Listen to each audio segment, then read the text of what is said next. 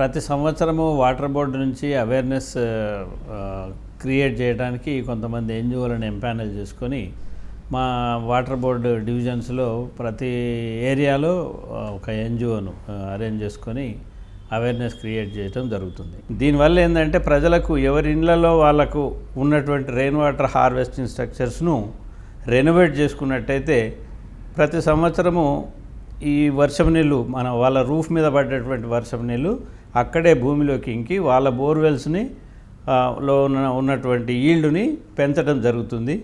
అట్లా కొన్ని చాలా వరకు బోర్వెల్స్ కూడా ఎండిపోకుండా ఉండటం జరుగుతుంది.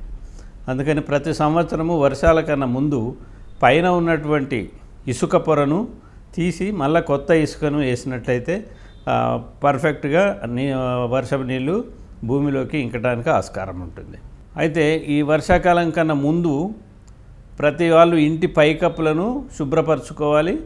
ఆ వర్షపు నీళ్ళు ఫ్రెష్ వాటరే వచ్చి ఈ శాండ్లో ఫిల్టర్ అయ్యి భూమిలోకి ఇంకటం జరుగుతుంది. కాబట్టి ఈ బోర్వెల్స్లో ఈల్డ్ ఇంప్రూవ్ అయ్యి వాళ్ళకు ఎలాంటి భూగర్భ జలాలకు ప్రాబ్లం లేకుండా బోర్వెల్స్ నడుస్తాయి.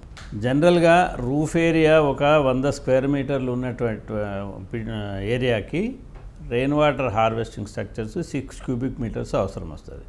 కానీ ఆ ఇంట్లో అంత ప్లేసు అవైలబిలిటీ లేకపోవచ్చు. కాబట్టి వాళ్ళకి అనుకూలం ఎంతైతే ఉంటుందో అంత లెంత్ అండ్ బ్రెడ్త్ పెట్టుకొని లోతు మాత్రము మినిమం 6 ఫీట్లు వచ్చేటట్టు చూసుకొని 6 నుంచి ఎక్కువే ఉండాలి కానీ తక్కువ ఉండొద్దు. తక్కువ ఉన్నట్టయితే 6 ఫీట్ల కన్నా పైన తక్కువ డెప్త్ ఉన్నట్టయితే నీళ్ళు ఇంకవు, మళ్ళీ వాపసు వస్తాయి. దాంతో నీళ్ళు అక్కడ ఇంకక బురద అయ్యి దోమలు రావడానికి ఆస్కారం ఉంటుంది.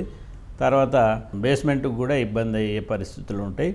అందుకని మినిమం 6 ఫీట్లు లోతు తీసి దాంట్లో సగం వరకు దొడ్డు కంకర 40 mm కంకర వేస్తూ, తర్వాత పావు భాగము 20 mm కంకర వేసి, తర్వాత చుట్టూ ఒక బ్రిక్ వాల్ కట్టుకొని దాంట్లో సగం వరకు అంటే 1 ఫీట్ వరకు దొడ్డు ఇసుక లేకపోతే బఠానా వేసి ఆ రూఫ్ వాటర్ పైపుని ఇందులోకి డ్రైవ్ చేసినట్లయితే ఆ రూఫ్ వాటర్ మొత్తము ఈ ఇంకుడు గుంతలకు వెళ్ళి పర్ఫెక్ట్గా ఇంకటం జరుగుతుంది.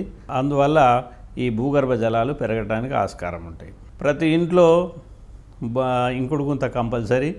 ఇంకుడు గుంత కూడా మనకు రాక్ ఏరియా పైకుండి లోపల పొరలుండి మనం బోర్ వేసుకుంటే నీళ్ళు వచ్చే ఏరియా ఎక్కడైతే ఉంటుందో అక్కడ ప్యారలల్గా ఇంకొక బోరు 200 ఫీట్లు వేసి దాని చుట్టూ ఇంకుడు గుంత కట్టుకున్నట్టయితే ఇలాంటి ప్రాబ్లం కూడా రాకుండా ఉంటుంది.